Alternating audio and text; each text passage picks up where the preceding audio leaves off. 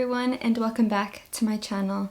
I am yet again here to talk about books, which is the main thing that I talk about on this channel. More specifically, I'm going to be talking about the books that I read in July. I read 5 books in July, they are right here.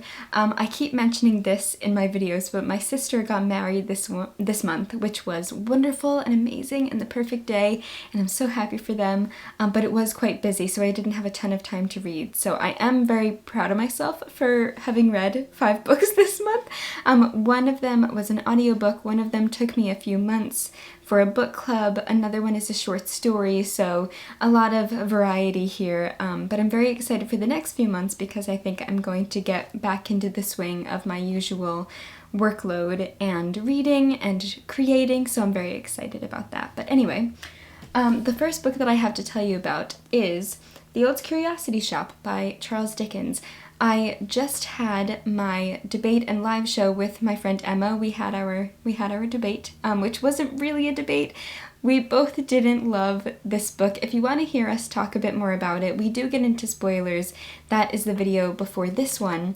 But I just am not loving early Dickens, and I didn't love it. I really enjoyed Nicholas Nickleby. I enjoyed aspects of Pickwick Papers. I didn't love Oliver Twist. I'm just trying to feel my way through early Dickens, but I do love A Christmas Carol and I do love Great Expectations, and those are his only later works that I have read. It just didn't hook me. It just didn't keep me engaged, and I kind of trudged through this entire book. What I found really interesting, and I talk about this with Emma in our debate, where this book picks up written in the first person, and we follow this stranger who bumps into or meets one of the main characters, Nell, and then it kind of goes from there telling the story of Nell, and then at one point it switches to third person. But I was saying this in the debate, and a few other people agreed that if it kept that first person point of view, I think I would have loved it so much more. Something that Tolstoy does really well is he takes us as if we are one of the characters and pulls us into the story as if the events that are happening to us as well as to the characters. And something that Dickens does, although there are so many aspects of his writing that I love, the imaginative imagery and his stunning writing, I don't feel like he puts the reader into the characters' perspectives or into the story as Tolstoy does. So that's what we were talking a bit about. If you want to hear us talk a bit more, obviously you guys can watch the debate, but I just didn't love this. I wish I loved it more than I did, but I'm excited to read later Dickens. So that is The Old Curiosity Shop. Then I read Tender is the Night by F. Scott Fitzgerald, and I loved it. I listened to the audiobook because, like I said, didn't have a ton of time to physically read, but I did audiobook listen to a lot of the things that I was doing that I could, and I adored it. I love F. Scott Fitzgerald. His writing is so poignant and sharp and witty and clever, and his characters, I feel like, are so complex and they're so gray, they're so morally gray, where it's hard to wonder if I even liked any of them. Anyway, this is about this actress. In the beginning, it's about this actress who meets a married couple, and everyone is very posh and they seem very Gatsby-esque. Like, the characters of Fitzgerald's novels, I feel like they feel very privileged and upper class or upper middle class, and I think the way that he develops that and discusses that and the aspects of that life that he brings about in his stories, I think it's really interesting what he does and explores about that, I guess, that group of people and the way that they interact with one another. I don't want to say too much because I feel like this book could be easily spoiled, but the interactions between this one actress and the married couple, one of the main male characters, the main male character, has a very interesting relationship with his wife, and just the way that Fitzgerald writes about it is so interesting, and I really enjoyed this book, and I can't wait to read more Fitzgerald. I feel like this cover it reminds me of, I feel like it looks like Fitzgerald and Zelda, so I wonder if basing some of their experiences off of his own experience with Zelda, his wife. So that could be interesting to research about. But I really, really enjoyed this. I'm very glad that I read it, and I'm excited to read more Fitzgerald. Then the next book that I read, The Bridges of Madison County by Robert James Waller. I have heard so much about the movie and the book, but I was really in the mood for a romance, and I was talking about this in my recent book haul where I just hauled this book. And anyway, so I watched the movie because I found it on one of the streaming services, and I fell head over heels in love with it. The emotional connection and the chemistry between the two main characters, played by Meryl Streep and Clint Eastwood, and the scenery and the dialogue and the cinematography and the set design and just everything about that film is stunning. Also, fun fact, one of the main characters, or one of the side characters, it's the main character, the main woman, her daughter's name is Carolyn, and I loved that because I never really hear my name around. I don't meet a lot of Carolyns, so it was really cool to hear my name spoken in the book, spoken in the movie and seen in the book.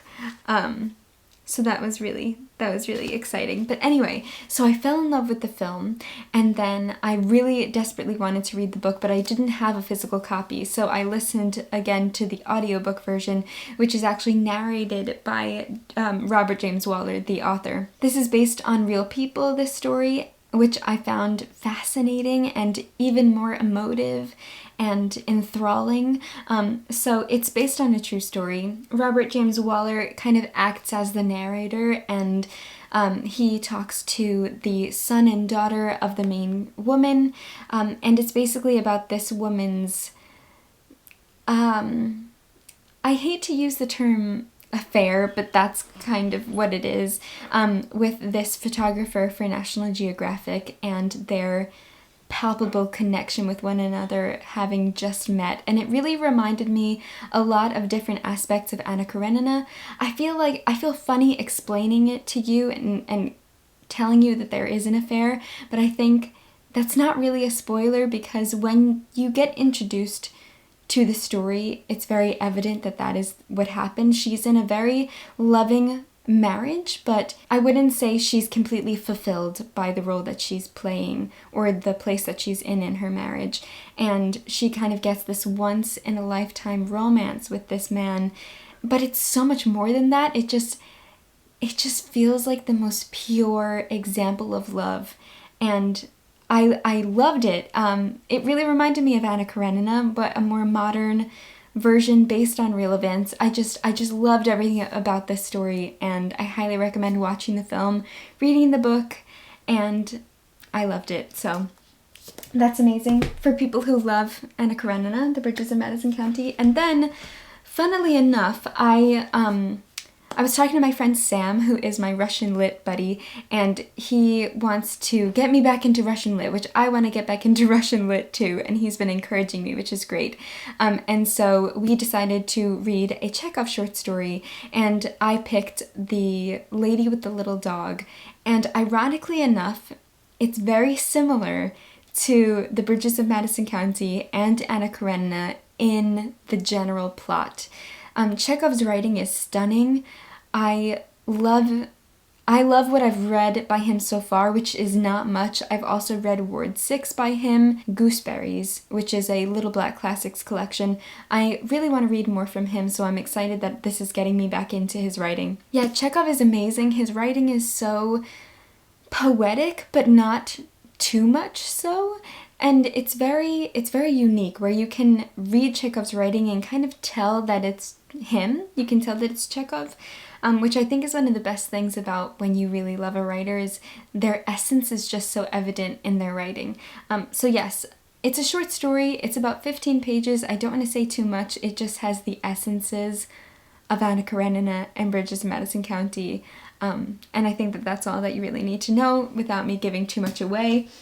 And then the last book that I read, I actually have about one chapter left, but I already reviewed it on my Instagram, and I already feel like I've finished it even though I haven't, because I kind of I have an idea of where the ending is going, but I have a few pages left, so it's not completely finished, but I'm going to finish it probably today.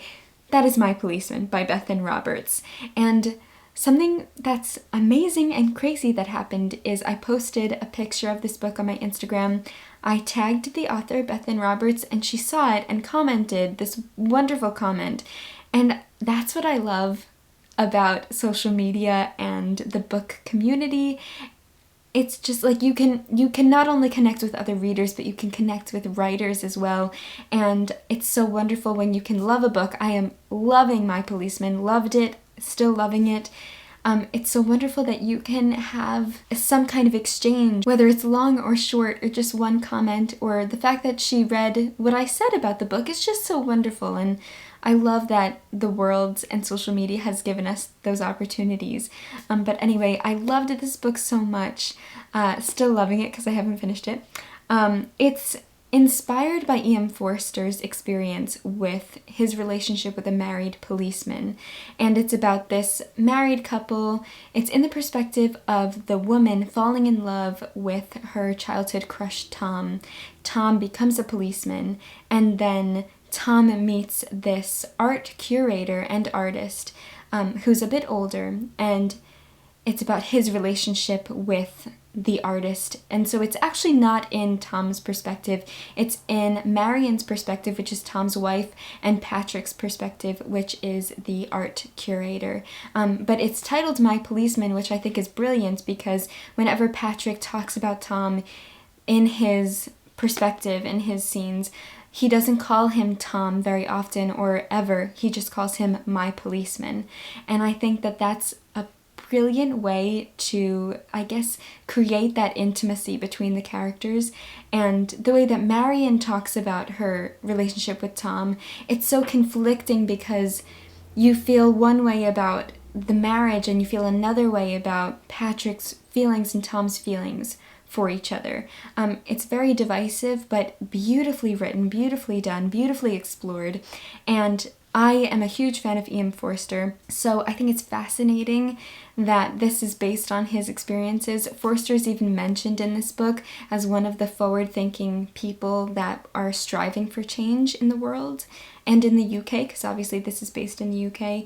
And I said this in my Instagram post, but one of my favorite things is when you as a reader can see that a writer has been influenced by another writer. I think it's beautiful when one writer's works and worlds and writings and words and stories can influence another's and create more beautiful words. So I love that the beautiful words of E.M. Forster has given us more beautiful words from Bethan Roberts. I think that that's one of the most magical things about being a writer and being a reader, and books in general, and stories and storytelling, and I think it's just stunning. So anyway, loved My Policeman. Still loving it, can't wait to finish it, but I'm also sad that it's going to end. And then of course it is being adapted to a film with Harry Styles playing Tom. I'm very excited to see how they adapt it, and I think I'm going to love the film because I'm loving the book, and you can't go wrong with Harry Styles. So yes, those are the 5 books that I read in the month of July, and I'm very excited to get back, like I said at the beginning, to my normal reading schedule where I read a bit more, less audiobooks, more physical reading. So I would love to know what books you read in July, what books you're currently reading, if you've read any of these books and what you feel about any of these, or any books that you're looking forward to reading in August. Let me know. I hope you have enjoyed this little catch-up and 5 little book reviews and my wrap-up. So yes, that is all for today. Thank you so much for being so wonderful. You guys are just seriously the best. I love talking to you, and I care about each and every one of you very much. So I hope you're doing very well, have enjoyed, like I said a million times, and I will see you soon in another video. Happy reading!